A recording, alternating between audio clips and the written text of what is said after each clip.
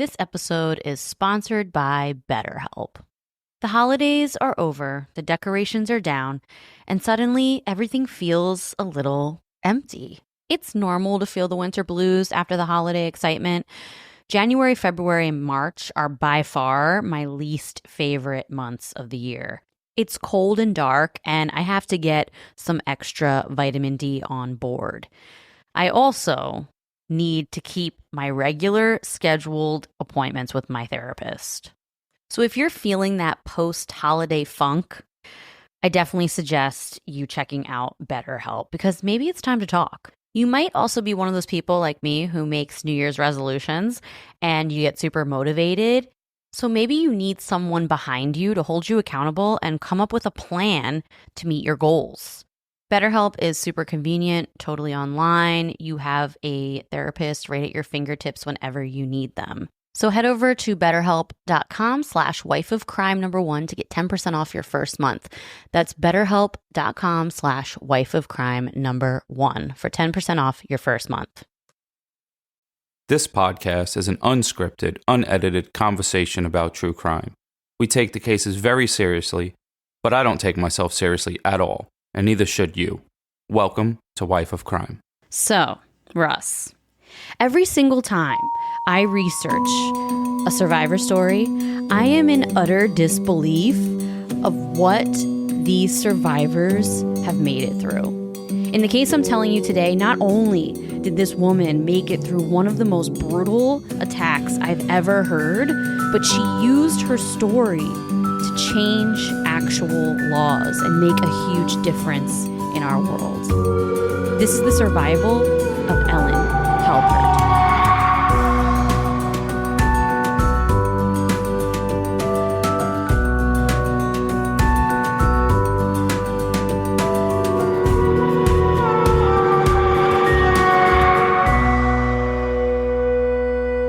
Hello, everyone. Welcome back to Wife of Crime, a true crime podcast where I tell my husband, Russ, true crime stories, and he reacts to them.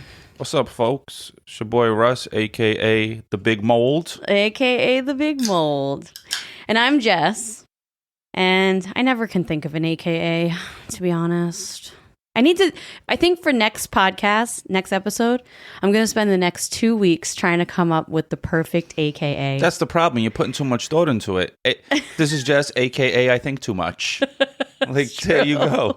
So we have a couple true crime updates. Oh, no, actually first, before we do that, I'm going to say this. So if you guys didn't notice, we popped a bonus episode into the feed last week. It was we're bi-weekly, but we decided on one of the off weeks to throw a bonus episode in there because it's something we've been talking about for a long time. And everyone keeps saying, go to weekly. And I'd love to sit and talk. I would too. If it paid the bills. But Daddy needs a new pair of shoes. Yeah, so we decided... Oh, I just call myself Daddy. I meant it like Papa needs a new pair of shoes when they roll the dice. Yeah, but you never seen that? Like Papa needs a new pair of shoes and they roll the dice on TV? Yeah, no, I've seen it. Don't call me Daddy. So we popped a bonus episode into the feed and it got a huge response. People were so into it because we wanted to give you guys more content and we tried to find a way to do it with with minimal research involved because we're just busy with jobs and stuff. So this episode got a huge response. If you haven't listened to it, go to the feed and listen to our episode titled Start Spreading the News. Yeah, we just talk about a couple news articles. Yeah, we had a really good time and everyone thought it was hilarious. So it got a really good response. It was pretty funny. Yep. It was a good time. Also, there's a couple true crime news updates. The first one is that there's a development with the JonBenet Ramsey case, possible development. I made a TikTok about it. You can go follow us on TikTok, Wife of Crime Pod.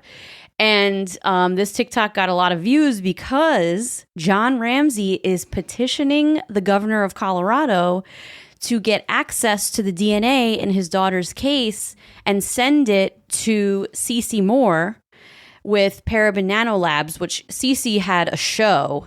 And everyone, I mean, she's a G. Like everyone, when it comes to genealogy and DNA evidence, this lady is like on another level, and she's just solving all these cold cases with her technology. And she really wants her hands. Maybe I'll interview her for a job at the DNA shop. Maybe you should. I'll let her, like, she got to start at the bottom. She'd be like my apprentice first, though. Well, she's really interested in getting her hands on the case DNA from that case. Well, of course, because if you solve this, that blows up your business even more. Yeah, that, and this, like, it's kind of crazy. The Boulder PD won't release it. Like, they just won't release it to her own father.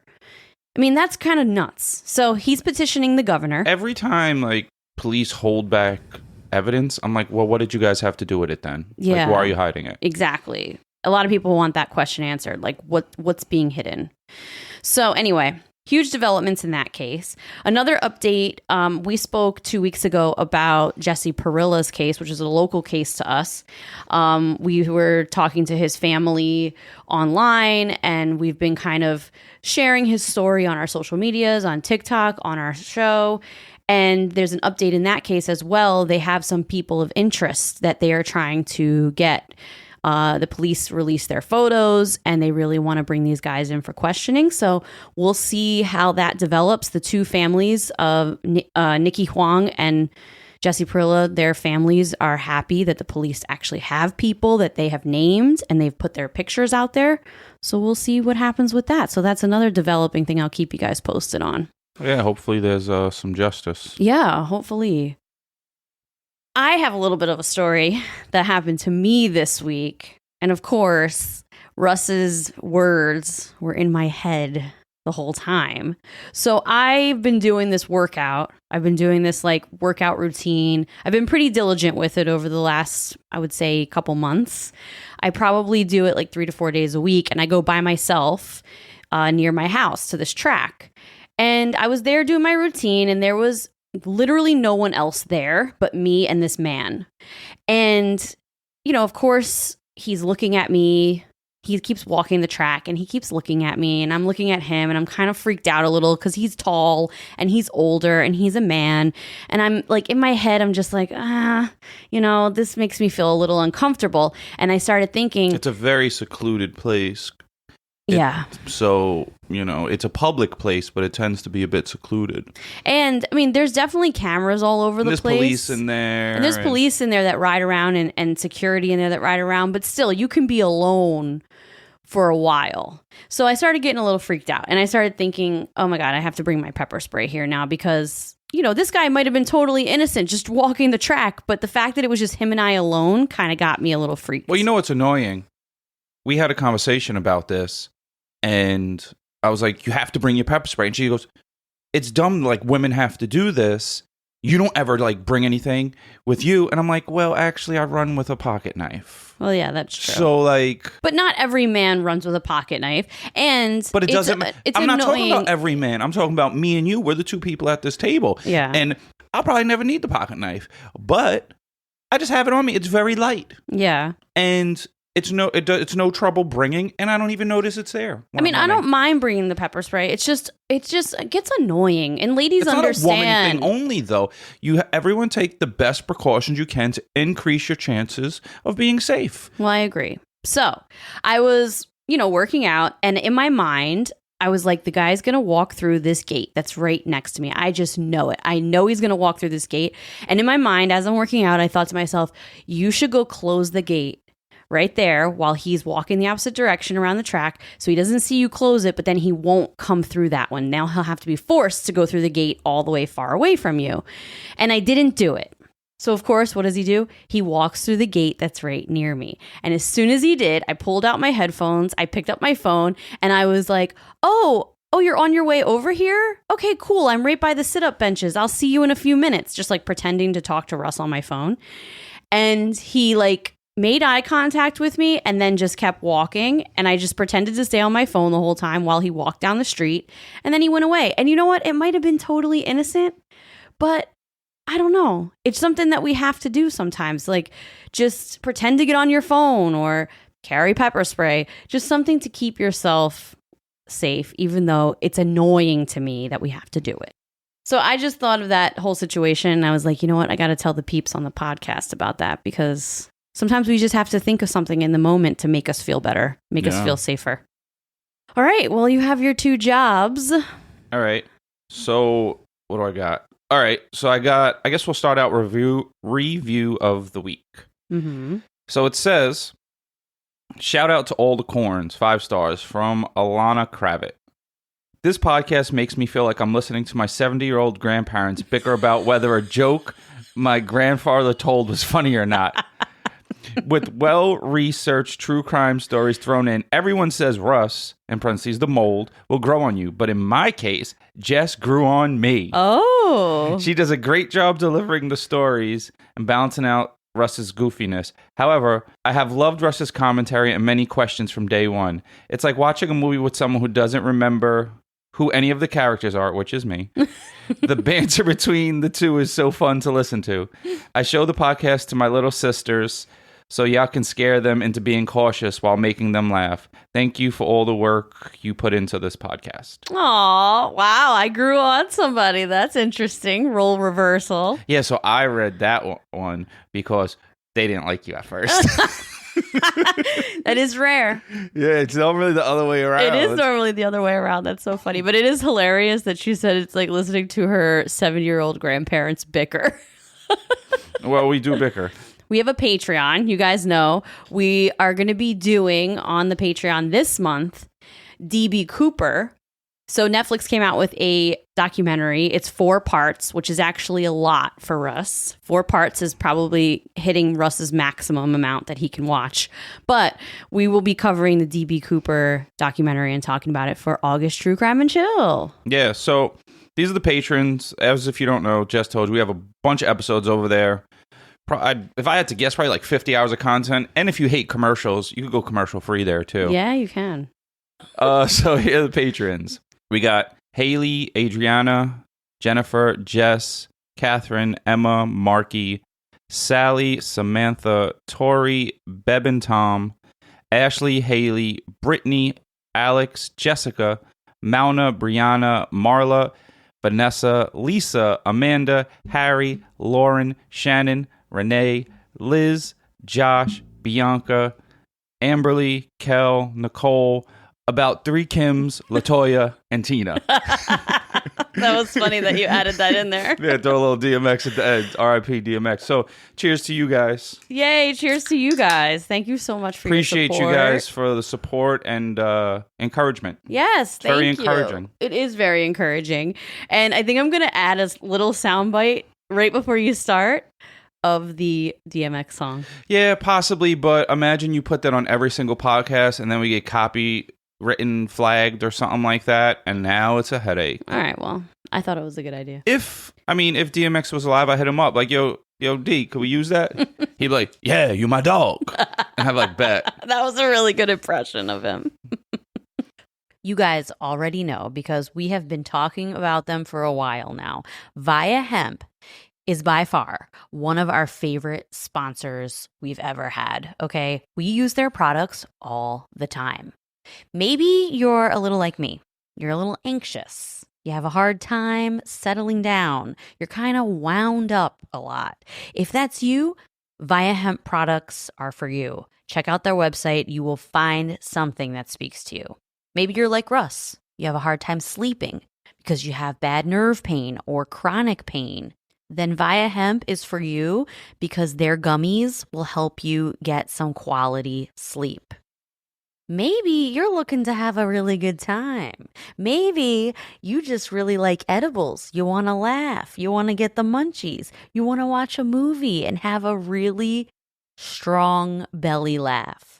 Then Via Hemp products are for you, okay? They're literally for everybody. So head over to viahemp.com, promo code wifeofcrime1 to get 15% off your first order. That's viahemp.com, wifeofcrime1 for 15% off your first order. Last year, Save More Money was the most popular New Year's resolution in America. Clearly, a lot of us feel like our money is slipping through our fingers. Well, I don't know about you, but I'm not the best saver, and I don't know much about investing until I started saving and investing with Acorns. Turns out you don't have to be an expert at all because Acorns will recommend a diversified portfolio that fits you and your money goals. And I always thought that when people say, ooh, I invest in stocks, that they had a ton of money or something. Well, you don't need to be rich. Acorns lets you invest with the spare money you've got right now. You can literally start with $5. And you know you guys are spending that at Starbucks on these fancy lattes. So skip the coffee and invest with Acorns. You don't even need a ton of time. Like you can just sign up and start investing within 5 minutes. Head over to acorns.com/wifeofcrime or download the Acorns app to start saving and investing for your future today. That's acorns.com/wifeofcrime. Okay. We really needed a Survivor episode this week. It's been a little while since we've talked about a Survivor story, but in my Rafiki voice from The Lion King, it is time. I tried to do it. I don't know Rafiki. Rafiki, the monkey? I was in the cult. Where he goes, and I think it is time. I think my mom didn't like The Lion King because she thought they were trying to portray the lion like Jesus or something. Like he was... Oh, geez, really? Oh, my God. Oh, God. And there was probably like a... Disney probably threw one cartoon penis in there or something somewhere hidden in. They did? Well, no. There's like a whole thing about Disney throwing penises and stuff. Like in Little Mermaid and everything, there's like a whole conspiracy. You can go down to YouTube and Reddit rabbit hole about penises in Disney movies. Yeah, but my mom probably didn't like it. I don't know, probably New Age. Maybe it sparkled or something. I don't know. Well, in my Rafiki voice, it is time for a Survivor story. Every time we do a Not Me, Not Today episode, I am so in awe. They're my favorites. Yeah, mine too. I'm so in awe of what the human body can endure. Like, I say it literally all the time, I know, but humans are so fragile, yet at times so unbelievably resilient. The story I'm telling you today is about the survival of a Texas woman. And we have a lot of Texas female listeners, so a lot of them might identify with her. And they all got pistols in their purse. Yes, they do. I wonder if anyone has like a rhinestone pistol. I bet they do. I bet some of our listeners. I think my mom had like a pink pistol. She moved to some state where not everyone had teeth, but they all have guns. And I think like they let her get a pistol right away. I was like, you should not let her get a pistol. Are you crazy? Well, today's story is about a woman named Ellen Halbert. So not only did she survive one of the most brutal attacks I've ever heard, but she also went on to use her story to change local and state legislation. She even took her story to Congress with hopes to change federal legislation as well. She has spent her life after the attack working with victims and with perpetrators. The perpetrators? It's very interesting. Well, maybe she could get an insight to their minds. Or she could give them an insight on what they do to people. I'll tell you what she does later. She is truly a light in this world, and I'm so in awe of her story, and I'm so happy to be able to tell it, honestly, because what she went through is completely remarkable. There is a trigger warning here. People were really upset with me when I told the Tika Adams story a while ago. It was a few months ago, and I didn't give a trigger warning. What this woman went through is absolutely horrendous, and I'm telling you all the details, so you've been warned. This is the case of Ellen Halbert, a.k.a. the Ninja in the Attic case. Are you ready? Yeah, ninja. Yeah. Ellen was in her 40s, living with her husband and 2 teens in Austin, Texas in 1986. She described her neighborhood as like a very safe suburban community. She says she lived in a house in the hills. So to me, it seems like it was a relatively wooded area. On the morning of August 28th, Ellen, her husband, and 2 kids left for work and school just like any other day. But what they didn't know is while they were packing up their cars, leaving for their day, there was a man hiding across the street watching them leave. He was a drifter by the name of Troy Eugene Wigley. Troy was 18 years old. Sounds like a clown name. He's Mr. Wiggly. Yeah. Well, Troy was 18 years old. And earlier that week, he got into a confrontation with his brother that became very violent. So he packed a bag, hopped on a bus, and just happened to get off the bus he was on right in Ellen's neighborhood. So after seeing that the house was empty, Troy broke into the house. He went up to the attic to hide, and he stayed there all day and night, hiding in the attic. Me. I know. It reminds me of the Daniel story. Damn Daniel. We talked about Daniel LaPlante, 2 years ago probably, where he was hiding in the walls. I kind of remember that. I might have to listen again. Yeah. But that reminds me of like when my dumbass is home and I am like, I check the house, or like if I left the door open or Jess left the door open. Like when I go check behind the shower curtain. Mm-hmm. And I was like, what would I do if somebody was there? It's true. You know what I would do? I'd pass out. Like, what would you do if you open the shower curtain and someone's there? I don't know. I'd probably kick him in the face. Did you ever see Ferris Bueller's Day Off? Oh, you didn't. No. You're the worst with movie references. Ferris Bueller's Day Off. No, but if you have any world star hip-hop references, I'm always getting over. Well, in Ferris Bueller's Day Off, his sister kicks the principal right in the face when he pops out, and it's hilarious. Yeah, I don't know what I would do. I mean, obviously, I hope I'd fight. Hopefully I have sneakers on, because sometimes your socks are slippery. That's true. Your socks are slippery on hardwood floors. Very true. You'll be sliding through the house like Tom Cruise in that movie when he's like sliding through with his t-shirt on. Oh, there's an 80s movie reference. Yeah, but I don't know. I never watched that movie. Risky business. You just see clips of it, And I hate Tom Cruise. So after seeing that the house was empty, Troy broke into the house and he hid up there in the attic all day and night. On the morning of August 29th, Ellen's husband left for a golf trip, and their kids went off to school. Ellen stayed home alone. She got up, did her normal thing, drank a cup of coffee, read the newspaper a little bit, then decided to get in the shower. After she got out of the shower, she grabbed a towel and she started walking into her bedroom to go into the closet to get a robe. And out of the corner of her eye, she sees someone hiding in the corner of the bathroom. Oh my God. It was a man dressed in a ninja suit. How creepy is that? I'd be like, are you tripping? Like, if someone's in your house, you don't think it's going to be a ninja. Not only do you not think someone's going to be in your house, but then you see a man standing there in all black. The only thing you see is his two eyes. That's all she saw. He had on black gloves as well, and one of his arms was high above his head, and in his hand was a huge knife. Ugh. So I have a question. So being that you're an experienced ER nurse, you always hear these things that it's better to be shot than stabbed, or vice. Like, is there something like you're more likely to survive from, a stab or a shot? I would say no, not in general. It all depends on where on the body you get hit. Okay, so with that's a like knife or with a gun. Yeah. And does it matter, say, if you have a knife, how deep the knife goes in? Absolutely. Like how far is too far?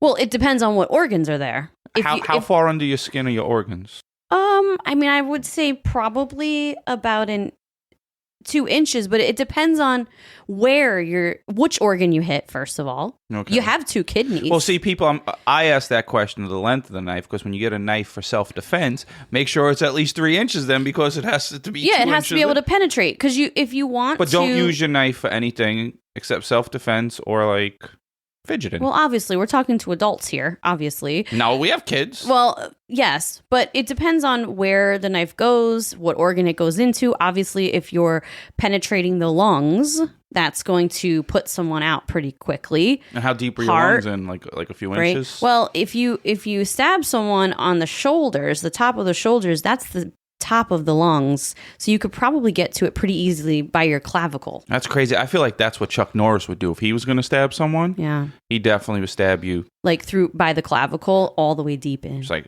ah. Okay, so we're back in the bathroom.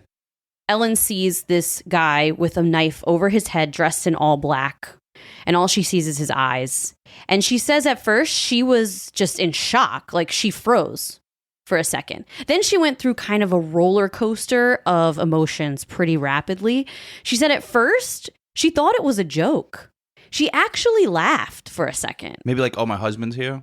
She was just like, there's a ninja in my bathroom. Like That'd be me. she literally laughed to herself for a second. But then as soon as she started laughing, she got really scared. And she's like, oh, no, this is a nightmare. Okay, wake up, Ellen. Come on, wake up. This is a nightmare. But then he starts screaming at her. Get on the ground. Get on the ground. And he started coming after her. She tries to fight him off, but he grabs her. And then he backhands her in the face and knocks her to the floor. She got right back up, and he backhands her again, and she fell on the floor. But she got right back up again because she said, I'm not going to stay on that floor. Because she knew, like, if she's on the floor, she's at her most vulnerable position. The man was blocking the doorway, and he had a knife in one hand, and he had a hammer in the other hand. And she kind of had nowhere to go. He was cornering her. Aside from this, she's also naked. Well, she was naked? Look, she just got out of the shower. All she had on was a towel. So she's cornered in her bedroom. She's naked with only a towel on. So she sits on the edge of the bed and she hugs her knees trying to cover herself up, and she just starts begging. She's like, look, I'll give you anything. Just let me go. I feel like the hardest thing to do is probably to fight naked. Of course, yeah. So he walks over to her and he drags the knife across the top of her feet. And he says, my knives are 10 times sharper than your knives. And she didn't really understand what he meant by that, but I think he was trying to intimidate her. Then he grabs her and he forces her down on the bed and ties her ankles, and then he ties her hands behind her back. He tells her to put her head down and close her eyes. He takes off his mask and ties it around her eyes. So now she's bound ankles and wrists and blindfolded. He says, it's a shame you can't see me. I'm half black and half white, and I'm very handsome. That's crazy. That's insane, right? Yeah. He starts pacing back and forth in the room, asking Ellen about how much money she has. He says, how much money is in your bank? Your house is beautiful. It must be very expensive. You have a lot of money, I guarantee it. You probably have money in this house. Do you have a safe in here? You're a rich person. Of course you have a safe. Like, just going on and on talking about her money. So she starts trying to negotiate with him. She's like, okay, cool. I'll write you a check. Any amount you want. I'll drive you to the bank. I'll clear out my bank accounts. I'll give you every penny I have. Just please don't hurt me. But I'll give you everything, all my money. And he told Ellen he had been hiding in the attic and he'd heard everything that they spoke about and everything they did the previous day and night. He knew her husband and sons weren't going to be home today. Damn. And he said he planned all of this. And he said, you know what I'm going to do next? And she said, what? And he goes, I'm going to rape you. Ugh. Imagine that. So she starts begging him, please don't do this. And he said, no one will ever catch me. It doesn't matter. No one's ever going to catch me. So he told her to scoot back on the bed. She wouldn't do it. And he starts screaming at her to scoot back on the bed. Then he grabs her and he forces her down on the bed and then rapes her. Then he reties her ankles together and goes in the bathroom and takes a shower. So now Ellen is laying on the bed, still blindfolded, still ankles and wrists bound. And he's in the bathroom taking a shower. And she says, like, I went through all the scenarios in my head. How could I actually get out of this situation? All I can do is hop. Do you think I could hop fast enough? Blindfolded, because I can't take the blindfold off. My hands are bound. Could I hop to the top of the stairs? Then once I got to the stairs, how am I going to get down the stairs and get out of my house before he catches me? Without making so much noise. Exactly. Hops make noise. And she's like, he's going to automatically kill me if I try to get away, right? She decides it's safer for her to actually stay put. Maybe she can try to negotiate with him. Maybe she can try to convince him with her words. So he got out of the shower, he puts his ninja suit back on, and then comes back into the room. So he cuts her hands free, and he takes off her blindfold. He shows her a check that he wrote to himself for $600. $600. He thinks that's rich? He thinks that's a lot of money. It is 1986, but still, $600? Seriously? You know who else thought $600 was a lot of money in 1986? Who? 5-year-old Russell.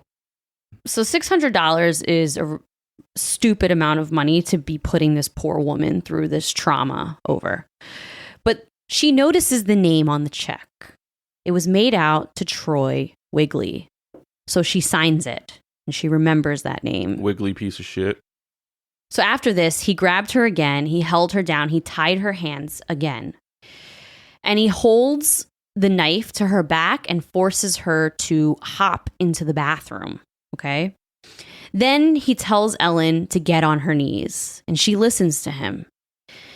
She gets on her knees, and then he pushes her head into the floor like she's in the fetal position.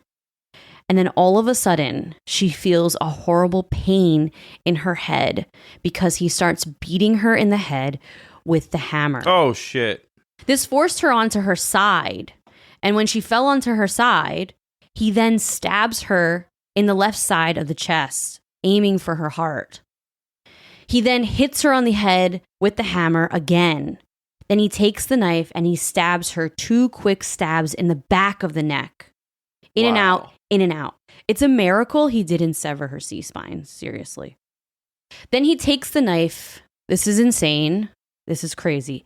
He takes the knife and he tries to force it through her skull, through the top of her head. But he wasn't strong enough to get it through. So... Oh, this is getting tough. He takes the hammer and starts hammering the knife into her head. No. Yes. Oh. You should... I guess this is triggering me. So he decides he wanted the knife back out. And he grabs it and he can't get it back out now. So what he does is he takes his foot and he steps on the back of her neck and head and uses all of his might to pull the knife out, to yank it out. And he can't get it out. So she describes it that he was wiggling her head around like a rag doll. She was awake? She was alive. No, she was feeling and experiencing this entire thing. That's crazy. And she tells her story. Because people get punched in the face and be out cold. He's hitting you in the head with a hammer and shit. How aren't you knocked out? She wasn't knocked out. So he was shaking her head around like a rag doll, trying to get this knife out, putting his foot on her head to have leverage. Finally, he yanks the knife out of her head. And Ellen says she starts going in and out of consciousness at this point. Probably bleeding like crazy. Yeah. She hears him moving around. So she slowly lifts her head to look and see where he is. And he screams, "Put your head back down!" Because I think he is like, oh my God, this lady isn't dead. I've just hammered a knife into her head and she's alive looking for me. She's the fucking ninja. And now he's freaking out. So he came back into the bathroom and he hit her one more time with the hammer on the head. And Ellen wasn't dead, but she knew he wanted him Maybe dead. play dead. So she starts to play dead at this point. Despite the agonizing pain that she's in, she's just laying there trying to play dead. He came back over to her and he grabbed her left hand and tried to pull her wedding rings off, and they wouldn't come off. And he's yanking and yanking and yanking. And in her mind, she's like, oh my God, I'm trying to play dead. If he wants these rings, he might cut my finger off to get them. And so she prays to God, God, please help me. Please help me. And the wedding rings just came off on their own. So at this point, Troy left the bathroom. And she just laid there, playing dead, for multiple minutes. She's trying to hear for him. Did he leave? Is he just waiting around the corner for me? But she knew she was losing a lot of blood because she started to get really, really cold. And she knew if she didn't get help soon, she was going to die on that bathroom floor. So she says to herself, look, I can't just lay here anymore. You're going to die. You got to go try to save yourself. Whether he's here or not, like, you're this close to death at this point. You might as well fight. So she decides to fight for her life. And she was incredibly weak at this point, so she couldn't stand up. She starts using her arms because, remember, her arms weren't bound at this point. He had cut them because he was trying to get the wedding ring. So she uses her arms to try to drag herself out of the bathroom. And she drags herself with her arms, like scoots pretty much, like an army crawl kind of vibe, through her bedroom into the hallway. So she can't walk on her feet? No, she's too weak to stand up. She's lost so much blood and she has multiple head traumas. That's crazy. I feel like it's probably harder to drag yourself with your arms than it is to walk. I don't think so. I think it's harder to stand up with all that blood loss and then hop. So she slides on the floor. She gets to the top of the stairs and she's like, all right, I'm going to have to just slide down the stairs. So she turns around and slides all the way down the stairs. She then gets into her living room. She crawls into her living room like army crawl. Wait, is he still there? No, he's gone at this point. Okay. And she gets to the phone on the table because, this is the 80s. So there's a phone in the living room sitting on the table. It's a landline. Probably a rotary phone at that. I don't think it was a rotary phone, but it was a landline phone. I'm sure they had a nice house. So she couldn't really see because all the blood was in her eyes, but she has muscle memory. So she grabs the phone and she knew where the numbers were on the phone to dial her parents' number. Her parents only lived 3 minutes away. So she dialed their number and, told them she's hurt, come over, and they ran over to her house. Thank God they were home. She said her parents ran in the house and she was passed out, but she was woken up by the sound of her father screaming at the top of his lungs. Her father, which to me is just like gut-wrenching. I wonder what she said to her parents. Maybe just help? Yeah, I don't know. Like you can't talk much. She says she doesn't really remember. She was in and out of consciousness at that point. Her father screaming, he immediately calls 911. And at this point, she's totally out of it. But she heard the EMS tell her parents they didn't think she was going to make it to the hospital. And in that moment, Ellen said she didn't have enough strength to say anything, with words. But I know what she said. But in her head. She said, not me, not today. That's what she said. She said, oh, you bet I'm going to make it. Not me, she didn't say not me, not today, but for us. Not me, not today. Of course I'm going to make it. And she not only wasn't going to let this dude take her life, but she was going to make sure that he got caught. I bet sometimes that keeps the people alive. Like, I'm going to get justice. Like, you need something to live for. Like, remember Alison Botha, one of the craziest stories of all time? She wrote the killer's names in the sand as she was dying. And she wrote their names in the sand. I remember that, but I don't remember what happened to her. She's if you guys the don't one. Remember, go back and listen to. Yeah, I mean, she's one of the most absolute insane survival stories I've ever heard. That's the one where they cut her head? They did cut. All right, I remember that one. Go ahead. So police show up on the scene, and as she's being loaded into the ambulance, Ellen musters up enough strength to say to the police, his name is Troy Wigley. It's literally all she could say. But that's good because God forbid you don't make it. Yes. That's why she found all the strength inside to say it in that moment before she went to the hospital. Oh, man. Imagine if that was her last strength she had. I know. So she's rushed to the hospital and immediately into surgery. She received more than 600 stitches, spent days and days in the hospital, and had multiple reconstructive surgeries of her head. But let's talk about this real quick because to me, being a medical professional, like, this is absolutely insane. She was stabbed in the chest. It went through her breast, but it missed her heart. So it's probably good if you got stabbed in the titty instead. Yeah, it went because there ain't nothing in there. Went through her boob, but it missed her heart and lungs. She was stabbed 2 times in the neck, like I said, but it missed all her large arteries. You have a carotid, you have a jugular, you have all these arteries here in your neck. Missed all of them, missed her C-spine, so she wasn't paralyzed.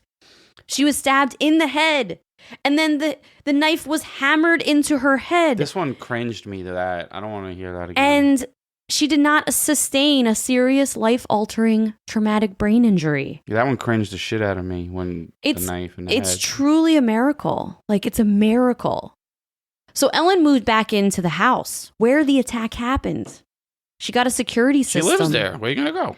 I mean, if an attack like that happened in my house, I'd be like, I'm moving. I'm not living here. This is like serious PTSD. I would have a really hard time coming back to the house where that happened. No, I guess I'd prefer to move. I don't know.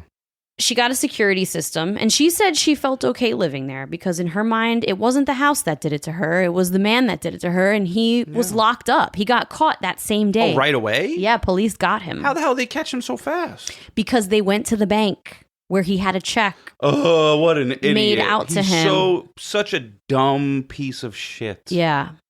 She went through months of head surgeries. She was bald. She went to therapy to receive help for her PTSD after being raped and brutalized. And unfortunately, her husband, he didn't stay with her. What? He wanted her to get over it way faster than she was able to. She had a shaved head. Her face was all scarred and distorted. Her head was scarred and distorted. And he was cold towards her and not affectionate. She said this? Yeah. And after a few months, they separated and eventually got a divorce. Well, you know what? Better off you find out before you're super old that this is the type of person that this person is, you know? Yeah. I mean, it sucks that he wasn't there with her, but at least she found out his true colors. She had a huge support system in her parents and sister, though. They helped bring Ellen back to life. They helped her with all the scars. They would rub ointment on them. They just physically took care of her and emotionally took care of her. And they were a huge part in her healing. After some months, Ellen decided to attend a support group at a local rape crisis center. And she started talking about her attack and listening to other survivors' stories. And it's helped her process her own trauma. And she even says to this day, like, the more you talk about it and the more you get it out of your head and talk through it, you slowly heal. That's very interesting. I wonder if everyone's like that. Like, it seems therapy is good for a lot of people, you know, talking about it, getting it out. But for me, when I talk about things that I went through, I feel those same feelings again. When I don't talk about it, just let it go, I feel better. Yeah, I mean, so talking about different. You know, and everyone's therapy is a must, but maybe it's not for everyone. No, it can be different. But it seems helpful for everyone that's ever been through it. I mean, yeah, I think therapy is helpful for a lot of people, but it might not be everybody's cup of tea. Yeah, like, I don't want to talk about that. I'm fine. But for her, it helped her heal, and she's a huge proponent of telling her story. Yeah. So her attacker, Troy Wigley, you know, like I said, he was caught right away, and he was brought to trial within 3 months. So they went really fast with him. Ellen took the stand to testify in front of him. He probably was like, how the fuck is she alive? Well, he just stared at her with no emotion the whole time she spoke. And he was sentenced to life in prison. It's too good for him. But, you know, you want him to suffer, but he's probably so cold of a character that being in jail is not even suffering for him, because outside his life was shit. He thought $600 was rich. Well, he's tried to get parole multiple times. And every time, you know, anytime someone tries to get parole, the victims have to come and testify or write a letter. Like, they have to be part of it, you know? And he was denied parole in 2006, in 2018, and then just recently in 2021, he tried to get parole again, and he was denied again. Now, is life a term, like 20 years is life, or is life like he just can't get out? Well, he keeps getting denied parole. So if he wasn't denied his parole, he could get out, but they keep denying him. So he's probably there until he dies. I hope something bad happens to him. So she said it was empowering for her to face him. And if you listen to this episode with the phone you snuck in your butt, I hope something bad happens to you really bad. Me too. But I can't put bounties of calling cards on people no more. True. People said, Russ, you got to stop doing that. Yeah. So she said it was empowering to face the perpetrator and to be part of the process of getting him locked up. It made her feel like she took the power away from him, that she had the power now. Her testimony is what put him away. And she loved that. It made her feel good and powerful. Ellen started speaking publicly about her attack and started going to different support groups, talking about her story. And she met her now husband, who was also a survivor of a brutal attack. They met each other at a support group. What was his? Do you know anything about his? I don't know anything about him, but I know that they met and fell in love, and now she is with a man who's absolutely wonderful, and they have a wonderful marriage. And now they're in their 70s. They've been together for 20 years or over 20 years, and they're super happy together. That's nice. So she started speaking publicly about her attack, which led to volunteering for victim services. And then eventually she landed a spot on the Board of Criminal Justice. And she was appointed to this position by the governor of Texas. And she was the first and only victim of a violent crime on the board, which is crazy to me. Ellen started a program of her own called the Ellen Halbert Unit in Burnett, Texas, and it's a female treatment center that focuses on substance abuse treatment and PTSD treatment for women in prison. And then she also took her story to Congress. And this was really interesting to me. So in 1994, the Violent Crime Control and Law Enforcement Act, a.k.a. the Clinton Crime Bill. I don't know if you remember this, but the Clinton Crime Bill. Bill Clinton? Yeah. It was passed in 1994. And there were a lot of provisions. Isn't that where, like, a lot of people went to jail for weed and stuff? Yeah. So there were a lot of things about this bill. Yeah, let everyone out who just, like, went to jail for a little bit of weed. What the fuck's up with that? Yeah. Well, there were a lot of things about this bill that are very controversial. Some provisions in this bill were really good. Some were really bad. But Ellen, in 1997, spoke out against this bill because it addresses crime from the back end. And it encourages more convictions and incarcerations than crime prevention. And that's like her biggest thing is, why aren't we preventing crime from childhood? Why are, like, one of the things in her speech that she says is Troy Wigley wasn't born to be a rape and murderer. He became this way.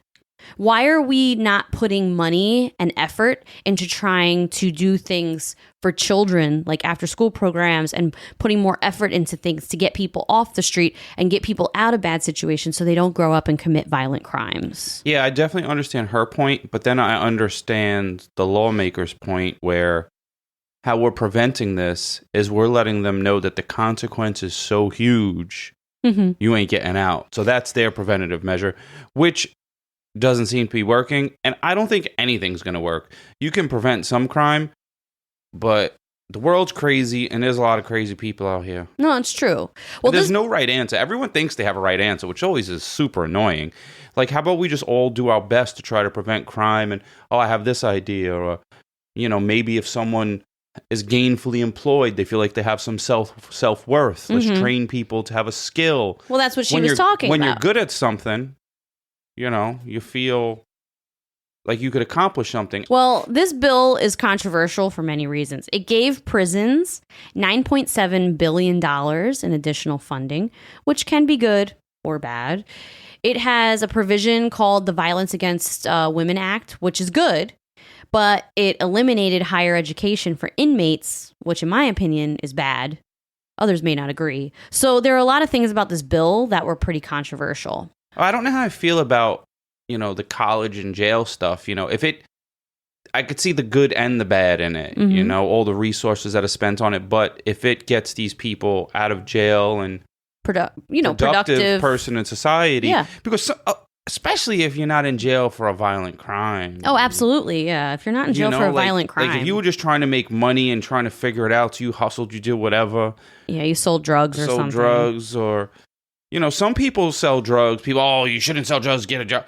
But, you know, some people sell drugs. That's all they know. I know a lot of people like that. Yeah. And they're good people. So it is a controversial thing. I'm going to play Ellen's speech that she did on Capitol Hill on July 4th, 1997. It's like 3 minutes long, but it's super powerful. And it's really very interesting to listen to. Okay. Good morning. My name is Ellen Halbert, and I'm from Austin, Texas. And I'm here this morning with this group of crime survivors and police and prosecutors to speak out about the crime bill. This bill focuses entirely at the back end of the system, at more money for prosecution and more money for punishment, with barely an afterthought at the front end of the system where we ought to be making our enormous investments, which is in crime prevention. We ought to be making investments in preventing crime from happening in the first place. I was a victim of a violent crime. In 1986, a man, an 18-year-old drifter, spent the night in my attic, and the next morning when everyone had gone, he surprised me as I was getting out of the shower. During the next hour and a half, I was raped, stabbed 4 times, beaten in the head with a hammer, and left for dead. Now, the man that did those things to me was caught, and he was tried, and he was put in prison for a long time, and that's where he ought to be. But it doesn't undo at all what happened to me. And I don't believe it had to happen. I don't believe that man was born to rape and murder. I believe that by the time he was 18 years old, that life him and turned him to the monster that he was. And I believe that if Congress had consistently through the years put the money in with the kids, with prevention programs, in our greatest asset, I wouldn't be standing here today.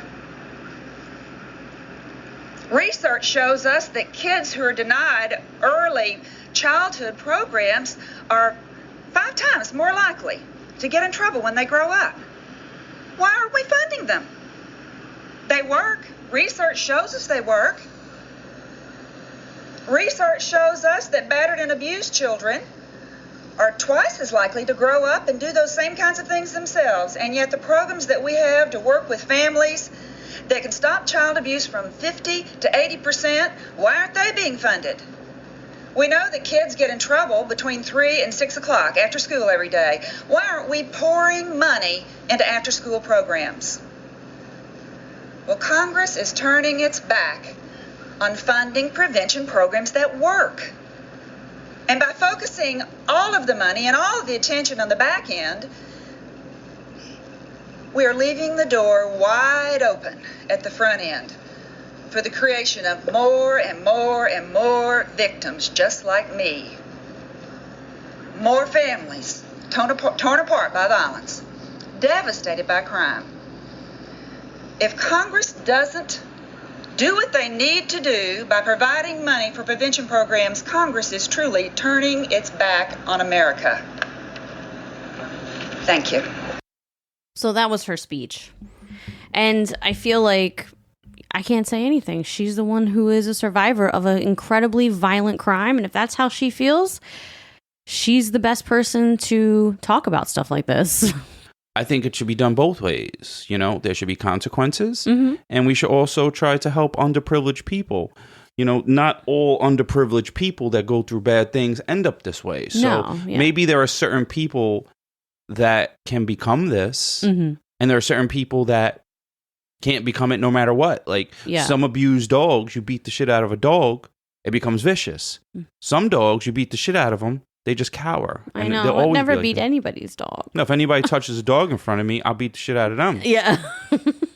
No, but it's true. And I think it is a balance. It's all about a balance. And I think that she would agree with that too. Later on in her life, after this whole thing with Congress, she went on and actually would mediate, which is crazy. She would mediate between perpetrators and victims. So there are actual perpetrators and victims of those crimes that would agree to meet with each other, and they would talk about why the perpetrator would tell the survivor why they did what they did. The survivor would tell the perpetrator, you did this to me, and now this has been my experience since then. And she would be a mediator for those things.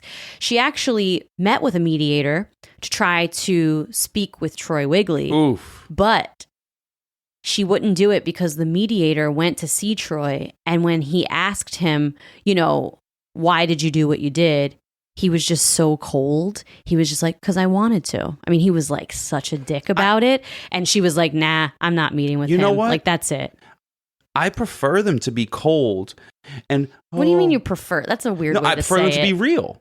Like, I'm a cold piece of shit. Instead of come out, you know, I'm so sorry. You're sorry because you got caught and you were in jail. But if you could have kept going along killing people your whole life and being rich or whatever you thought you could get from this, like, tell the truth. Who are you? Oh, so you just want people to be honest. To be real. But you don't think that people do something bad and then regret it later? Well, because Jesus is locked in cell B in D block. You know what I mean? And all of a sudden they go into jail and the Bible opens up and they see the light. Okay, but there are people who probably regret what they did. I don't give a shit because you only regret it because you probably got caught. No, that's true. I mean, Had you not got caught and you kept living your life outside and you committed crimes here and there, screw that. Yeah. I don't come out saying sorry. Well, she decided not to meet with him. I guess you should say sorry if it makes the person feel better. Yeah. But you know what? I don't want to hear shit you have to say. screw that. So if someone hurt you or hurt me or whatever, you wouldn't want them to apologize if they later regretted it? No, I'd like to meet them in a room alone. Well, yeah. No matter what age. I don't care if they're 90 and they hobbled in. Yeah, I know. Like, oh, let me just meet them alone. We'll have a good talk. We'll paint the walls. I paint houses. Oh, God. All right, Irishman over here. Well, Ellen has made such an impact on so many lives using her story. She has really used this mess and made it her message. And it's so inspiring to me. That's a good saying. Make the mess a message. Yes, I got it from a preacher, actually. So her biggest piece of advice to survivors is to just keep talking about it. And I know we talked about earlier, some people want to talk about it, some people don't want to talk about it. But is it not talking about it just moving on too, though? So I think everyone has to do what's good for them. It's an individual thing. It is an individual thing. But she believes that her talking about it and listening to other survivors is what helped her heal. And that's the amazing survival of Ellen Halbert. Wow, Ellen, you made it. Yeah, she's amazing. And crazy story. It was crazy. And I'm so in awe of her story. I wish worse happened to Mr. Wiggles. Yeah, I know. I mean, well, he's in jail for the rest of his life and he keeps getting denied. So hopefully they'll just keep denying his parole, honestly. Well, you can always follow us on Instagram at Wife of Crime Pod and Facebook, Wife of Crime, the Crime Family, and Patreon at Wife of Crime Pod and TikTok at Wife of Crime Pod. And we will check you guys later. Go buy some dope-ass merch at wifeofcrime.com. Oh, yeah. Do that, too. I rock my stuff. You know, I'm a corn. We do. It's so corny. It's like freaking like if you have a band and wear your own band's t-shirt. Yeah, it is. But whatever. I don't care. Yeah, no one knows who I am. Except you guys. All right, everyone. Have a wonderful week. We will catch you later. Bye. Peace.